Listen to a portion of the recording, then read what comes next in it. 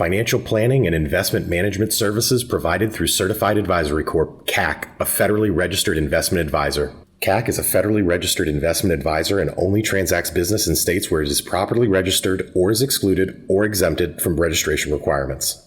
Information presented on this program is believed to be factual and up to date, but we do not guarantee its accuracy, and it should not be regarded as a complete analysis of the subjects discussed. Discussions and answers to questions do not involve the rendering of personalized legal, tax, or investment advice, but are limited to the dissemination of general information. Listeners should consult with a legal, tax, and/or investment professional for advice specific to their needs. Hello and welcome to On the Money right here on WDBO 107.3 FM AM 580, always streaming live inside your WDBO app. My name's Josh McCarthy, joined today with certified financial planners from the Certified Financial Group, answering your questions live on the air as they have done for quite some time here on WDBO.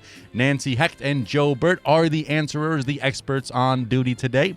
And if you want to join the conversation, the number is 844-580-9326. We'll come back to those magic numbers in just a second. If you were listening to the news, watching those financial advisory shows, listening to your friend who's a wannabe certified financial planner, and you want to run it by the experts, now is your time to call in, ask some questions. We got the experts standing by. Nancy and Joe, how are we doing this beautiful Pretty day? good. Good morning, Josh. How are you? Doing good to wonderful. be with you. Thank you As very you much. said in the intro, we are here to take your questions, as we have been for more than 30 years, answering questions our listeners might have regarding their personal finances, decisions that you're trying to make regarding your IRA, a 401k, long-term health care, reverse mortgages, how am I going to get to and through my retirement years? These are the things that Nancy and I and the 15 other certified financial planners here at CFG deal with our clients day in and day out, working with them as fiduciaries, providing investment advice, retirement planning for a fee.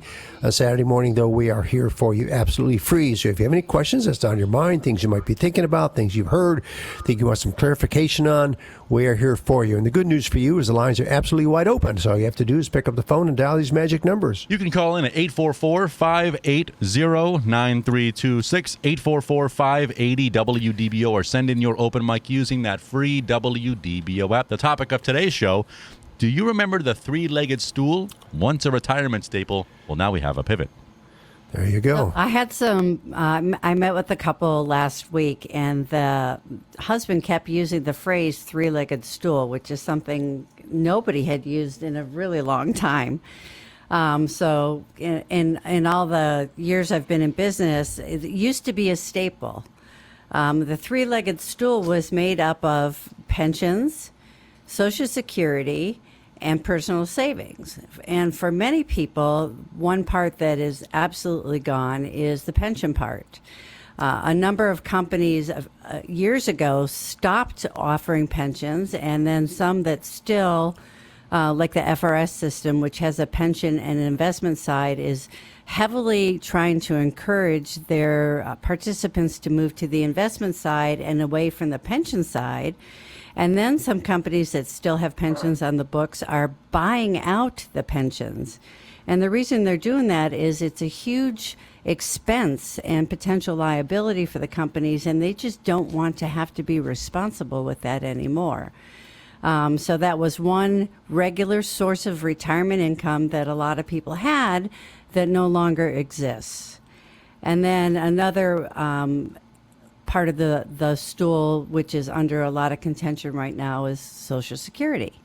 You know, the question has been for years and years and years, how long is the Social Security Trust Fund going to last? At Shabbat dinner last night, my husband and I were at dinner with people that were all in their early to mid-30s, and they firmly believe that Social Security is not going to be there for them. So what are they doing about And it? they're paying this, huge tax towards Social Security, and the quote unquote, it's not fair, as some people say. But I mean, well, because they're, it's family and family friends, I, of course, am encouraging them all to contribute 10% or more into their payroll deducted retirement savings plans. And that's the portion that people really, really have to pay attention to, your own personal savings. A lot of people, and I've talked about this and written about it a number of times, when they start a new job and they're offered a 401k or a 403b and there's a company match, they will save up to the match, and that's about it. And it's really simple.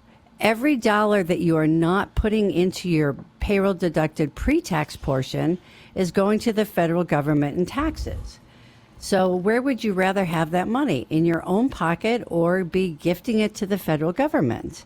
Now, a lot of people are taking advantage of the Roth 401k, which means that they're not avoiding the federal taxes, but they're potentially saving a huge amount of money on a tax-free basis. If you look at all the years that those dollars have to compound and then can be withdrawn from a tax-free account, I mean, that's a really nice opportunity to take care of or take advantage of. And then the one thing that they have on their side is time and the ability to save for decades and decades. And we have no idea what's going to happen to tax law. And, our Roth's going to remain tax-free as far as withdrawals go. And is the Social Security tax going to be means tested even more than it, or Social Security benefits means tested more than it is? Is the tax for Social Security going to increase? I mean, there's a lot of unknowns, and especially in an election year, it's really unknown. But people have to really take some personal responsibility when it comes to saving. And then on the other side, how are they spending? You have to be sure that you live below your means, if possible.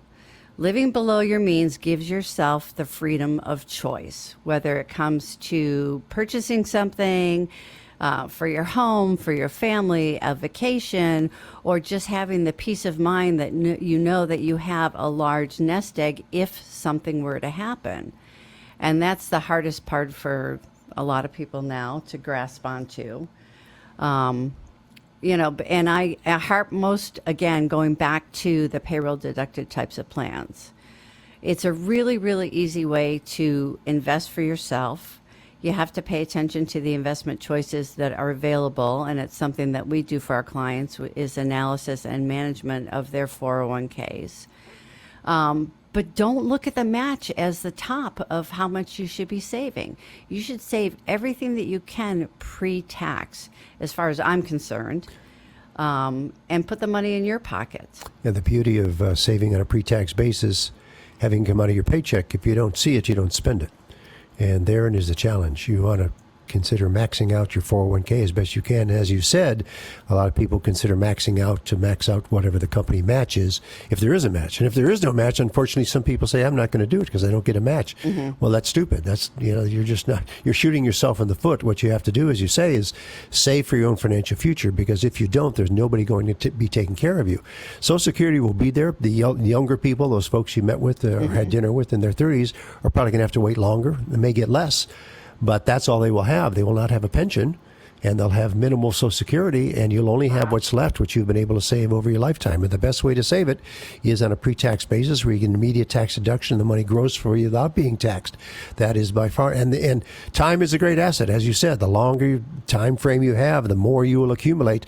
Unfortunately, most people don't realize this until they're in their late 40s or 50s, and some people never realize it, and then wake up just looking at Social Security, and that is the real travesty. We have a tremendous lack of knowledge or appreciation for saving and investing in this country, because our educational system has just failed us when it comes to doing that. It's taught us how to perhaps become productive members of society, but we failed miserably when it comes to teaching people how to save and invest for their future. Of course, that's what Nancy and I and the 15 other certified financial planners do day in and day out for our clients, is show you what you need to do now so you don't look back 10 years from now and say, I wish I would have done that. So yeah. And then one more thing in reference to Social Security. I encourage people to not take Social Security if they can prior to full retirement age. And right now, there's still an 8% bump for every year that you delay up to age 70. And while that's still at that level, I encourage people to, go on to, it's not ssa.gov, they just changed the site, but if you go to ssa.gov, it'll direct you to the new site.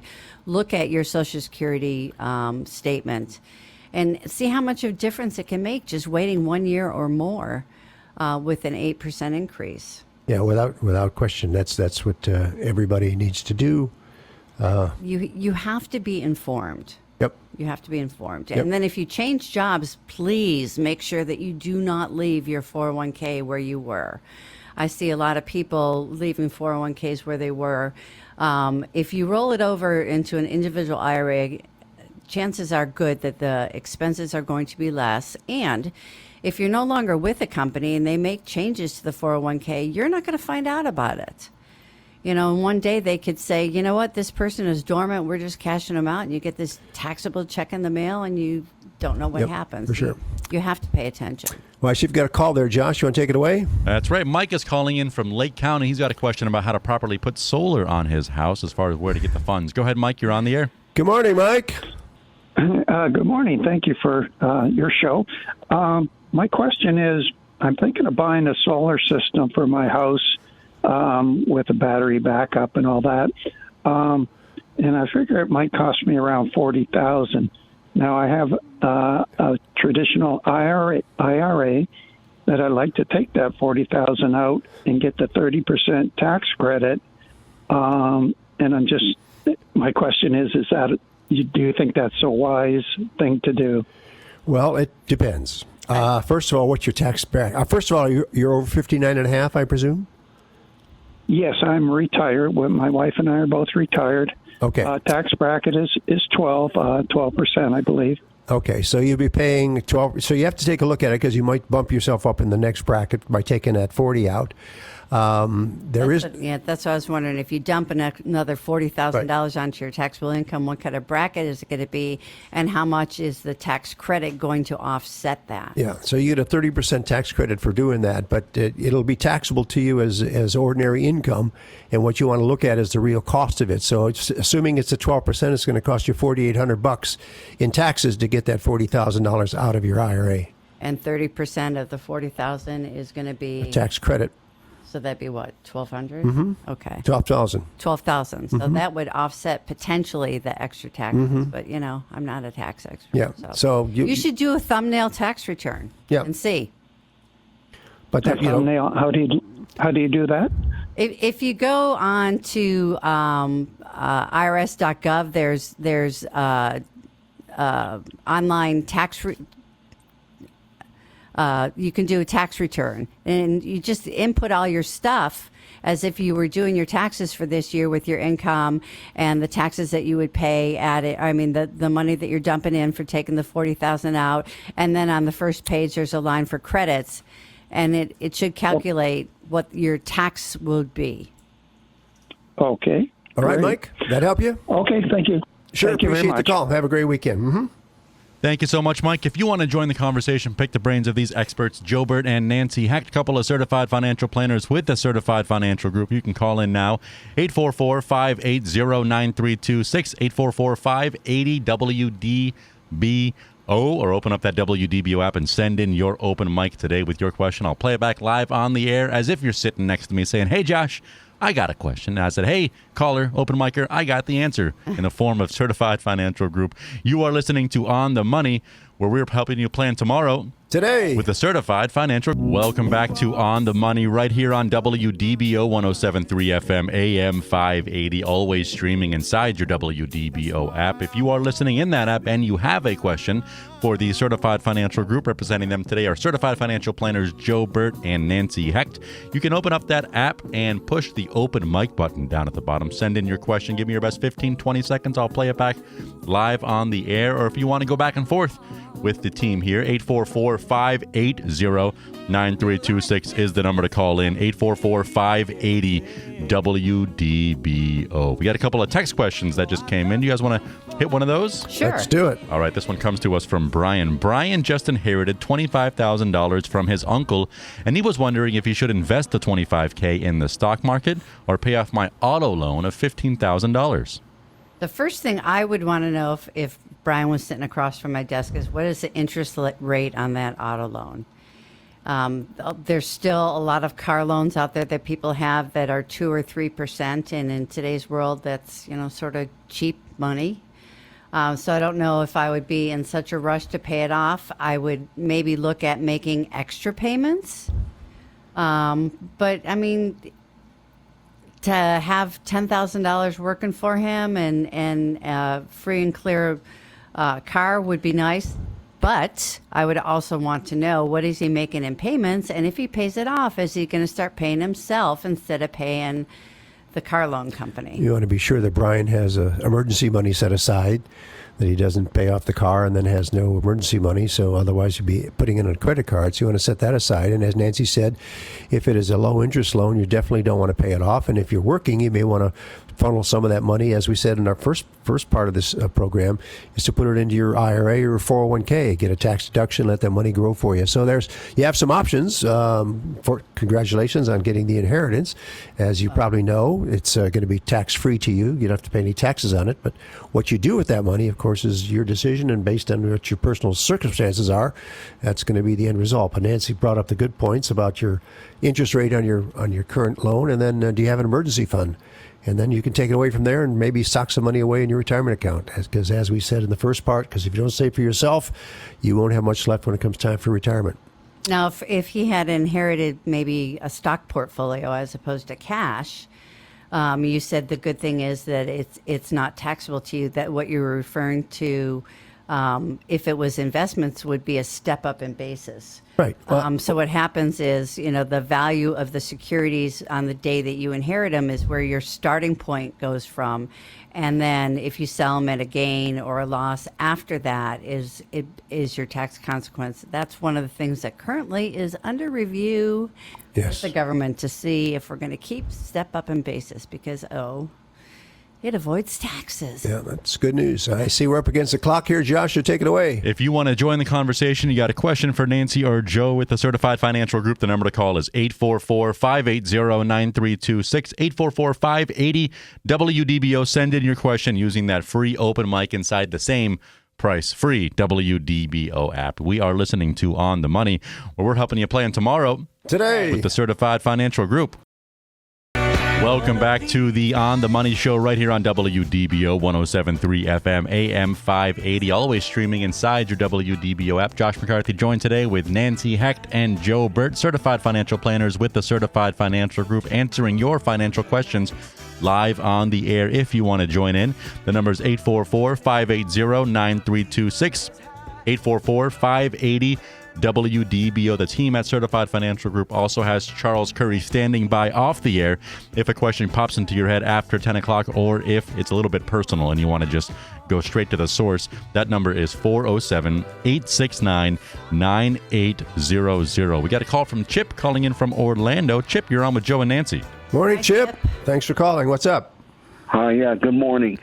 Question, if you have an IRA, I have a SEP IRA, it's tax deferred, of course, and then if you have another account that's already been, where the money has already been taxed, like it's in a brokerage or a savings account or a money market type account, and you retire, do you, in your opinion, which account should you start drawing down first? Do you draw down one before the other, or maybe both at the same time?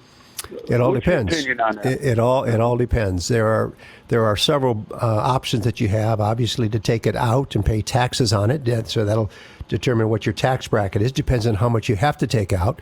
Then, of course, when you get to be 73, you've got your required minimum distributions where you have to take something out. Your money is growing tax deferred. My personal feeling is let it grow as much as you can tax deferred. Now, if you're in a low enough tax bracket, you may want to consider doing some Roth conversions. If you're in the 12% tax bracket, you may want to consider doing some of that. So there's a lot of options to you, and everybody is unique. So I wish I could tell you, exactly in your situation without knowing all the facts. But generally, you want to let your money continue to compound and grow without being taxed. So, in my opinion, the biggest unknown we have to deal with today is the tax law. And you can only deal with what's right in front of you. May I ask your age? Yes, 65. Okay. All right. So you have plenty of time before you have to take money out of your IRA, and that will be 100% taxable. For the brokerage type of account, I would wonder how much is taxable as gains and how much is taxable as income, because the income produced by dividends is going to be taxed at a higher rate than the capital gains are. And you may be able to take some gains and pay zero tax on that. as I had mentioned to an earlier caller, doing a little thumbnail tax return might give you a little bit of peace of mind and some answers. These are, Chip, these are the things that Nancy and I and the 15 other certified financial planners do when we do financial planning, retirement planning for our clients. We spread it all out on a table, look at what you need every year, factor in inflation, factor in taxes, and then make the wise choice as to where and when to pull out the appropriate amount of money. Unfortunately, we see people making the wrong choice, sometimes paying more in tax than they need to, and really hurting themselves in the long run. So I'd recommend that you get together with a certified financial planner, either with one of us here at Certified Financial Group or any of the number of qualified certified financial planners here in the area to really get some planning done, because you're starting on that long journey that we call retirement, and you want to be sure that the steps you take early on don't set you down the wrong path. So if you want more information about what we do and how we do it, Chip, you can find us at financialgroup.com. That's financialgroup.com, and we'd be glad to offer you a no-obligation visit. Okay, thank you very much. Have a nice day. Thank you. I appreciate your call. Thank you, Chip. call. Yeah, see, unfortunately, he has a great question, but the question can't be answered without really knowing all the variables of somebody's situation. And, of course, those variables change as time goes on. As tax brackets change, as Nancy said, your situation changes. And that's the benefit of doing financial planning, retirement planning. Once the plan is done, then it's dynamically updated with changes in the tax laws and to show you exactly what the decisions that you make regarding pulling out money are going to impact you. So, as I said, that's what we do here at Certified Financial Group. We've been doing it now for close to 50 years, and we'll be glad to work with you. Once again, our website is financialgroup.com, financialgroup.com. I see we have another text question floated in there, Chip. Or Chip, Josh. Hey, it's Chip McCarthy here joining you today live on the air. happy to be there for you. We have another question from Amy. Amy wants to know if Amy needs a will or trust in place, since 90% of her assets are in her 401k and they do have a named beneficiary. Well, okay. So one thing I would ask her is, does she have primary and contingent beneficiaries on her 401k? Because a lot of people do not have contingents; they just have primaries. And she basic estate planning is a will, which says, all the stuff that does not have beneficiaries, you want it dispersed in XYZ fashion. A living will, which is the feed me, don't feed me, put me on machines, don't put me on machines with the Florida medical surrogate. A trust may or may not be necessary, but the will, the living will, the durable power of attorney, and the Florida medical surrogate are all important. And a couple of things that she can do also to avoid probate on some accounts, and a lot of people don't think about, are the bank accounts. For many bank accounts, you can add a payable on death or a transfer on death type of designation.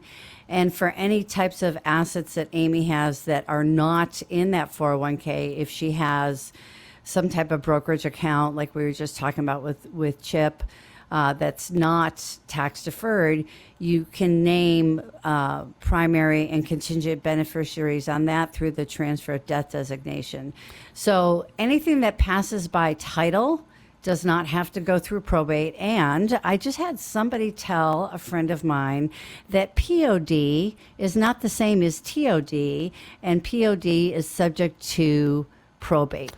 Bad news. One is, payable on death, and one's transfer on death. Right. And I was just totally disgusted that they were told that. Well, yeah, they're different titles, but they do the same thing. Exactly. Yeah, Except yeah. that was somebody who was trying to sell a service to this person. There you go. But a trust, depending on the amount of assets, may be necessary, may not be necessary, or depending on who your beneficiaries are and how you want them to get the money, a trust may come into play as far as that goes. But meeting with a qualified estate planning attorney is probably something that she should be doing. And I think one thing that you definitely should have is a durable power of attorney, because if you become incapacitated or have to have somebody make decisions for you, you want to have that in place, because your cousin, your brother, your spouse can't pick up the phone and say, do this or do that, without you're giving them the power of attorney to do that. So durable power of attorney is a very, very important document, and you should definitely have that on file or have that in place when the time comes. So that answers that question, I think, for our texter there. Josh? Yeah. Let me give the listeners an idea of what we have coming up on the calendar as far as the workshops go. On Saturday, August 10th, from 10 to 11:30, we have Savvy Social Security Planning for Couples, hosted by Dave Balakrishnan. And then on Saturday, August 17th, also starting at 10 o'clock, Savvy IRA Planning for Boomers, Strategies to Help You Save Taxes and Get More Out of Your IRA, hosted by Matt Murphy. And then last on the schedule for right now, Wednesday, August 28th, again, Wednesday versus Saturday, and this is from 6:30 to 8 in the evening, Social Security Planning Basics, Rules, and Claiming Strategies, hosted by Charles Curry. Now, all of the workshops tend to book up quite fast. So if you go to our website, financialgroup.com, and go to the workshop tab, you can pull down and make your reservation. And I highly recommend that you do that. They are absolutely free. People say, well, why do you do this, Joe? Once again, we do it for two basic reasons. Number one, to hopefully prevent you from becoming a financial casualty, because as I said earlier, they don't teach you this stuff in school. And secondly, to introduce you to what Nancy and I and the 15 other certified financial planners do with our clients, working with them as a fee and providing retirement planning and investment advice as a fiduciary. And if in this case you need our services sometime now or sometime in the future, you'll give us an opportunity to earn your business. So if you want to get to those workshops, if you want to make a reservation, it's very simple. As Nancy said, go to financialgroup.com. financialgroup.com, click on events, you make your reservation right there. We have one scheduled today. Gary is hosting it, and he has a full house. And as Nancy said, they do fill up fast. So you got to get in line and get your tickets. Another thing you'll see on our website is we participate in the school supply drive. And this, if you want to participate, it's school supplies that go to a gifted teaching. And all the supplies that they need are listed there, and they can be dropped off at our office by August 1st. You know, quite a collection coming in, so if you're inclined to do that, we encourage you to do that. I see you have the text question float in there. You got it. If you want to join the conversation, you can also call in and talk to Joe and Nancy, 844-580-9326. Send in your open mic using that free WDBO app. Bob is calling from Sanford, and Bob wants to know, Bob is contemplating retirement in January of 2025, and he was reading about how to tax efficiently withdraw funds from his accounts. His IRA has $1.6 million, his Roth has a value of $300,000, and his trust account balance is $600,000. Should he be withdrawing from the IRA Roth or his trust first? Well, that gets back to our earlier text question. Everybody's really, really concerned about taxes right now. Wait, did we just have to pay quarterlies? And maybe that's why it's on top of everybody's mind. So I would say to Bob, very similar to what we've said to everybody that we've spoken to or responded to today. What are the sources of income that he has that are fixed and regular? Does he have some type of pension? Does his spouse have a pension? What are they going to be getting from Social Security? And what's going to keep them in a low tax bracket? If the dollars have been in the Roth account for 5 years or more, under current tax law, they come out tax-free. And again, looking at the trust, the gains will be taxed at a lower rate than ordinary income will be. So that would be my preference, is to take capital gains off of the trust if he's going to be dipping into that area versus the income producing items. And then the IRA, of course, is going to have to be done at age 73 at the latest for required minimum distribution. So depending if, his tax bracket is really low right now, might want to take some of the taxable IRA money out and then move that into a tax-free area and pay little or no taxes, again, depending on what the retirement income sources are now, and then set himself up for some more tax-free income in the future. So Bob is definitely a candidate for doing some planning, because this isn't something you want to do on the back of an envelope or go on the advice that you hear some folks say on a Saturday morning, because there are so many variables that impact that decision. And you want to be sure, as I said, if you're heading down the road called retirement, that you can start on the right path. So if you want more information about what Nancy and I do, you can go to financialgroup.com. That's financialgroup.com. And I hear the bumper music. Josh, so take it away. Oh, you're using the behind-the-scenes term as bumper music. We just call it music going into breaks now. Yeah, there we go. We got Charles Curry also standing by off the air if you want to reach out directly to Certified Financial Group.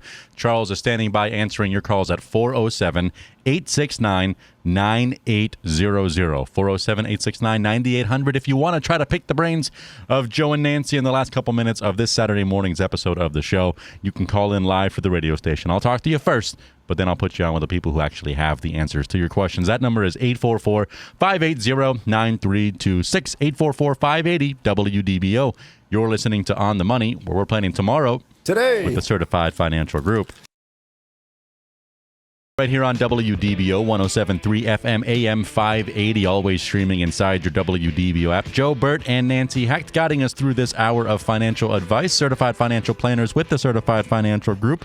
Charles Curry standing by off the air if any questions pop into your head as this Saturday morning episode of the show comes to a close. That number is 407-869-9800. 407-869-9800. If you have a question, and Nancy was talking about a question that keeps popping up in kind of her conversations. Right. I have a lot of clients that are hitting 73 this year, so they're having to take their required minimum withdrawals from their retirement accounts, and they're people that generally make charitable contributions. So one thing that people can do is make a charitable contribution directly from their retirement account, and it counts as the RMD, and it counts as a contribution. So you're pulling the taxes out that you have to pull out, or more, depending on how much you have to do for the RMD and you want to make as a gift. And then you're getting a deduction for making the contribution. All we need to know is the name, the address, and the tax ID, and of course the dollar amount that you want to send to the charity, and we can do it directly for our clients. I've done it for a number of years. But you're satisfying two things. You know, one, the government's desire for you to pay taxes, and two, your desire to be charitable to your community. And it might be a way to impact the taxation of your Social Security and some other stuff. You want to take a look at that. The key to making that work, though, is the check has to go directly from your IRA custodian to the charity. You don't want to have them send you the money and then you turn around and write a check. That's not what the qualified charitable distribution is. So talk to your advisor, talk to your planner, be sure that that's in place. And please do not wait until December to do this because it's a lot of paperwork. It's a lot of paperwork, but that's where we're here to serve our clients. So if you're, Nancy and I have a lot of clients as listeners. So if you're inclined to do that and want to do that this year, please contact our office soon, and we'll be glad to get the ball rolling for you and get it set up in place. So that's a great thing to do. So we want to wrap up real quick here, Josh. We want to tell our listeners about Score My Funds once again. We have a lot of listeners that take advantage of this. It's an opportunity to have the investments, the mutual funds or ETFs that you have in your brokerage account or your retirement account scored. It comes out from a study done by the Center for Fiduciary Studies. It's totally objective. It looks at the quality of your investments, measures it on 11 distinct criteria, everything from expenses to performance to risk versus return. We'll be glad to send you that report absolutely free, but you have to go to scoremyfunds.com. That's scoremyfunds.com. Put in the ticker symbol, and if you don't know the ticker symbol, there's a pull-down menu, and we'll get that report out to you within 48 hours. Absolutely no obligation. And if you'd like to follow up with that and see how it can be improved, we'd be glad to do that too. We've got the workshop coming up. Right. Go to our website, financialgroup.com. Look at the request for supplies for the school supplies, and the 3 workshops that are coming up in August. Please make sure that you make your reservation if you would like to attend any of them, because they do fill up fast. Once again, they are absolutely free, and I guarantee you will walk away with information that you say you're glad you had, and you can pass on to your coworkers and relatives, because I'm sure they'll be glad they have it too. So I see we're up against the clock here. Josh, take it away. Another great program. Thank you so much, Joe, Bert, Nancy Hecht, Certified Financial Planners with the Certified Financial Group. Charles Curry, Certified Financial Planner, also standing by, taking your calls as this show comes to a close. That number is 407-869-9800, 407-869-9800. You just listened to On the Money, where we are planning tomorrow Today with that Certified Financial Group.